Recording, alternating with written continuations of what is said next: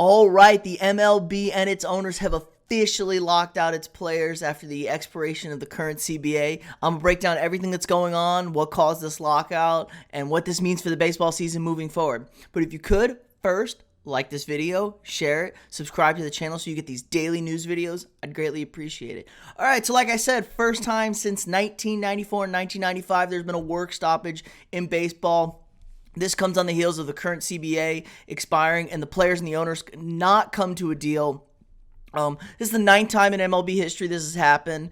5 times there have been no loss of games, but most recently 94-95 had the cancellation of the World Series. So things are kind of up in the air. People are a little optimistic that they're going to get this thing done, but there seems to be a huge rift between the owners and the players. The players, basically in baseball, young talent has been dominating the game coming through. And owners and teams have large control over not paying them any sort of real money for a long period of time. And if they do, they have to go into arbitration with the third-party arbiter. It's a really complicated, sticky mess.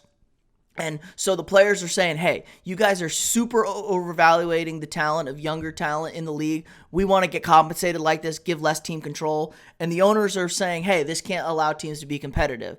Now, we know with baseball, a lot of teams tank. There's only 5 or 6 teams every year that feel like they're really going for it. But since 2001, 21 of the 30 teams have been to the World Series. So that's a lot of parity. Maybe not as much parity as you would expect for a league with no salary caps. Maybe more, maybe less. I don't know. I think I'm with the players here. They have way too much control over younger players. I think these players should be getting more money.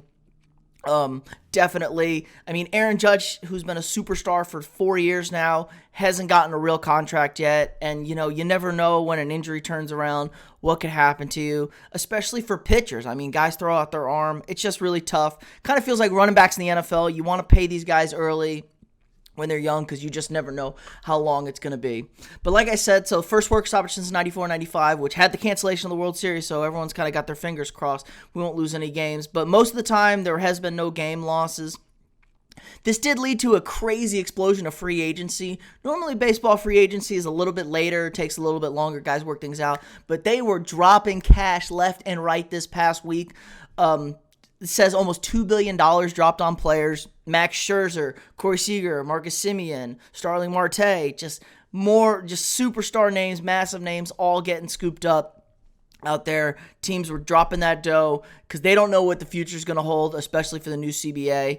I was hoping this was going to get done. I was pretty optimistic before. I didn't think it was going to happen. We're going to get a universal DH in the NL finally. Hopefully that's part of the deal. So I know I got my fingers crossed, but it's a tough situation here because it doesn't sound like the players are going to budge. And I assume the owners are going to budge, but you never know. You never know. Rich billionaires are going to do rich billionaire things.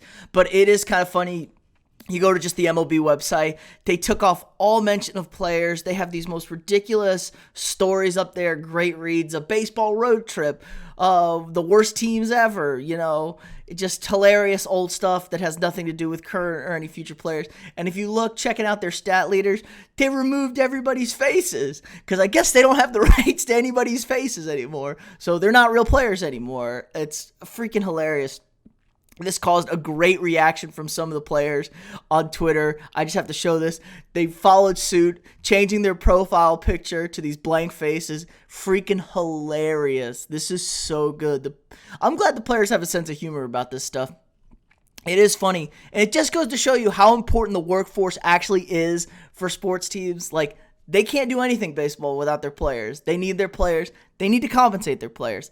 I get it. They don't have a salary cap like other sports leagues, so it's a little bit different.